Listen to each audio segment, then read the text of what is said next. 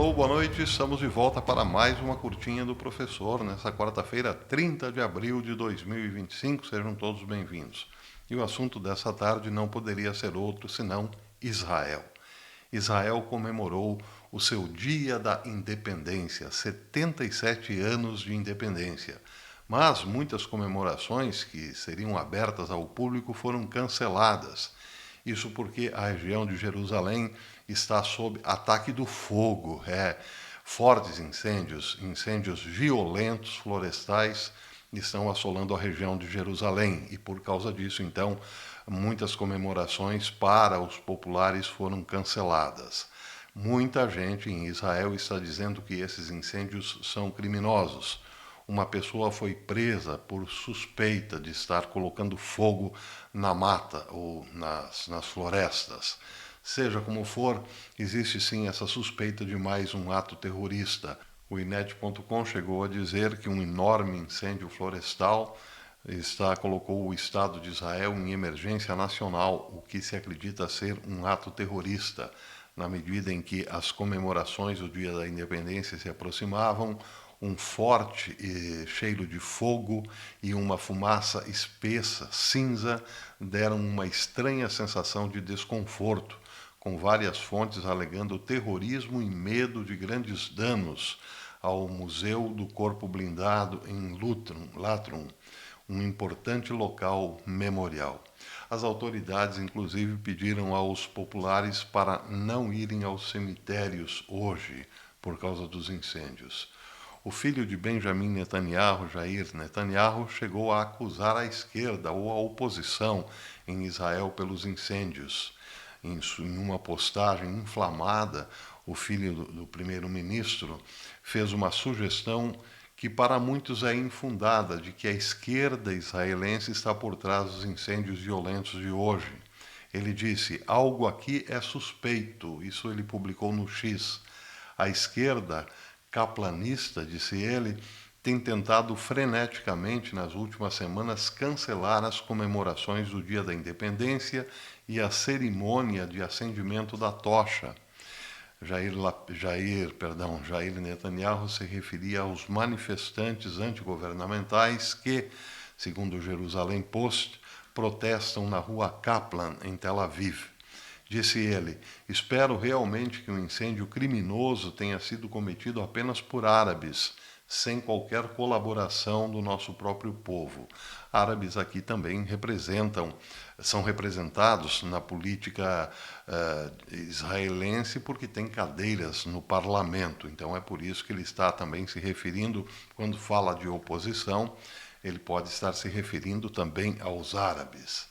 A causa dos incêndios, diz o Jerusalém Post, não está clara nesse momento, embora tenha sido sugerido que alguns podem ter causado incêndios criminosos, enquanto um morador de Jerusalém Oriental foi preso hoje sob suspeita de tentativa de incêndio criminoso. Não bastasse então o problema dos incêndios, surgiu agora mais um constrangimento para a família de Netanyahu. Sua esposa Sara teria dito num microfone, ou melhor, disse num microfone aberto, que é possível que muitos dos reféns ainda em posse do Hamas estejam mortos. Ela foi pega num microfone aberto, porém não se sabe se ela queria ter informado isso ao público ou simplesmente vazou acidentalmente. Diz o Zero Red que parece que Israel possui informações de inteligência que sugerem fortemente que a maioria dos 59 reféns restantes em Gaza estão mortos. Há muito se reconhece que pelo menos alguns dos reféns morreram, mas o governo israelense mantém sigilo absoluto sobre as informações que possui em relação ao número de reféns vivos. E Sara, esposa do primeiro-ministro Benjamin Netanyahu, desencadeou uma nova polêmica, diz o Zero Red, aumentando as tensões e a indignação das famílias das vítimas. Ela foi ouvida em um microfone aberto num evento de segunda-feira, dizendo que pelo menos 24 reféns ainda estão vivos. ou seja, de 59 reféns que se sabe estão ainda em posse do Hamas, nas mãos do Hamas, 24, pelo menos 24 de Cissara ainda estão vivos. E isso, claro, coloca então uma preocupação a mais nas famílias, entre os familiares dos reféns. Bem, a questão aqui é saber se ela quis dizer isso, quis passar isso como informação ou se foi acidental. Mas ela disse, foi ouvida enquanto seu marido, Benjamin Netanyahu, discursava na segunda-feira para receber a tocha do Dia da Independência. Uma polêmica realmente, porque, claro, como disse, as famílias dos reféns, que não têm nenhuma tranquilidade e garantia de receber vivos os seus entes queridos, agora então ficam imaginando que o governo tem informações e não quer passar a esses familiares. Realmente uma situação muito tensa. Foi também muito comovente a fala de Isaac Herzog, o presidente de Israel, hoje no Dia da Independência. Ele disse: este ano, ao celebrarmos a bênção do Estado judeu, não podemos deixar de estar cientes também dos custos e sacrifícios que isso exige de nós, e são muitos, disse ele. Desde o 7 de outubro, nós, em Israel, estamos engajados na luta pela segurança e integridade da nossa sociedade. Muitos de todo Israel e de comunidades ao redor do mundo ainda estão na linha de frente, combatendo a força obscura do terror que nos ameaça a todos e defendendo a própria estrutura do mundo livre. Nossos corações, disse Herzog, se partem a cada momento diante da atrocidade contínua sofrida por nossos irmãos e irmãs enterrados nas profundezas da terra, mortos e vivos, em uma violação brutal de todos os códigos legais, humanos e éticos. Não há dúvida de que não podemos começar a nos curar verdadeiramente, nem podemos ser inteiros até que cada um deles seja libertado, referindo-se especificamente aos reféns. Ao mesmo tempo, o antissemitismo se alastrou em inúmeras formas pelo mundo. Ele desafiou radicalmente o senso básico de segurança das comunidades em todos os lugares. Essa foi uma fala realmente tocante, porque, claro, o presidente Herzog lembrou que ainda não, Israel não pode se curar enquanto não receber de volta aqueles que foram tirados dos seus lares. Então esse foi o dia da independência, 77 anos de independência de Israel, que, coincidentemente, tem um gigantesco incêndio. Em relação a um incêndio, diz aqui o Times of Israel, que a França enviará avião de ajuda para combate a incêndios florestais a Israel. Também a Espanha se comprometeu a ajudar Israel, e aviões Super Hércules, a Força Aérea, já lançaram mais de 25 cargas de retardante de fogo em incêndios na região de Jerusalém.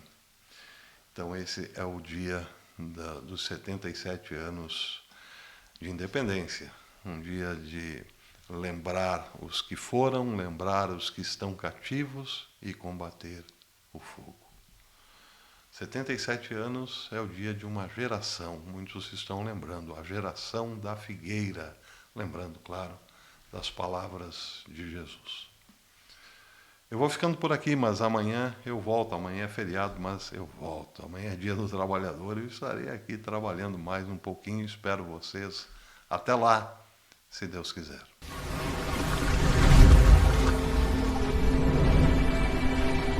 Desde nuestro primer viaje, la esperanza fue nuestra guía. De la esclavitud a la libertad, entramos en la tierra de Israel con la ilusión de inspirar un mundo mejor. Trabajamos la tierra, le dimos vida y echamos raíces, comunidad y tradiciones como nación.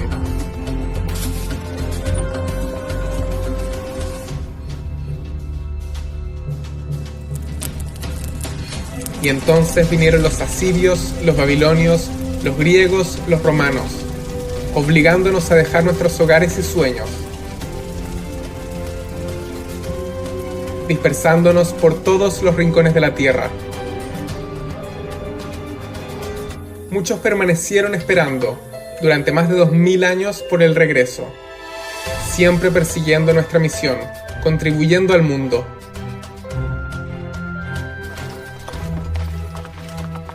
Sí, enfrentamos conflictos, pero nunca sucumbimos. Nos aferramos a nuestra identidad e ideales para regresar a nuestra tierra prometida. Entonces, cuando la esperanza susurró, es hora de regresar, y los vientos nos recogieron desde los 4 confines de la tierra, regresamos a casa. Y el susurro se convirtió en canción, y la canción en himno, y el himno en una declaración de independencia, compartida con nuestros vecinos y el mundo.